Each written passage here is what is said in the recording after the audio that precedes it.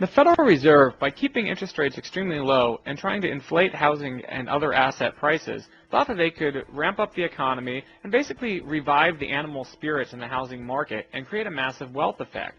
But unfortunately, what they did instead was help inflate an echo bubble in housing by creating a massive scramble among institutional and individual investors for income. They could only get rock-bottom yields from treasuries, so they took their cash and started dogpiling into rental real estate, basically buying property and turning around and renting it to generate income the same way you would by buying a bond.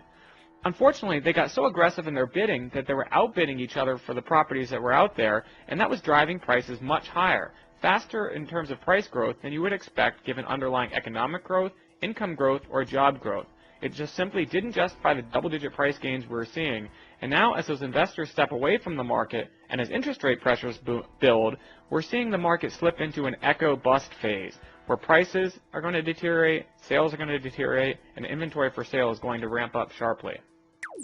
The Federal Reserve hasn't really understood the housing and mortgage markets for the last several years. If you go back and look at former Chairman Ben Bernanke, you see that he called the subprime mortgage crisis contained. He said that housing prices had never fallen on a nationwide basis. And we know the Fed completely got that forecast wrong.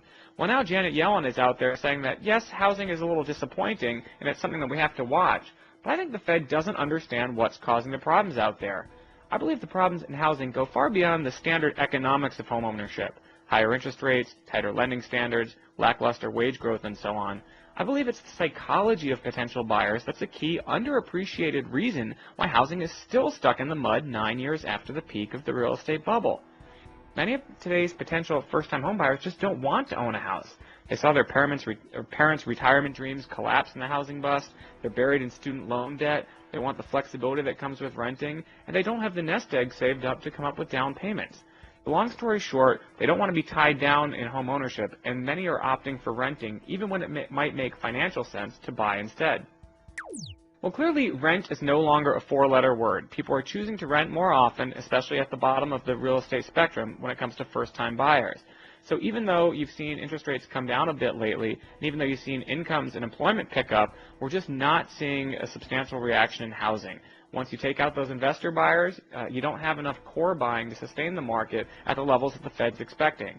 So I would not be surprised in the least to see housing continue to struggle and continue to read about how flummoxed the Fed is of this development. I mean, they didn't have a clue that housing was going to crash in the mid-2000s, and I don't think they have a clue now why their strategies for quote-unquote fixing housing are continuing to fail. This is Mike Larson with Money and Markets. Thanks for listening.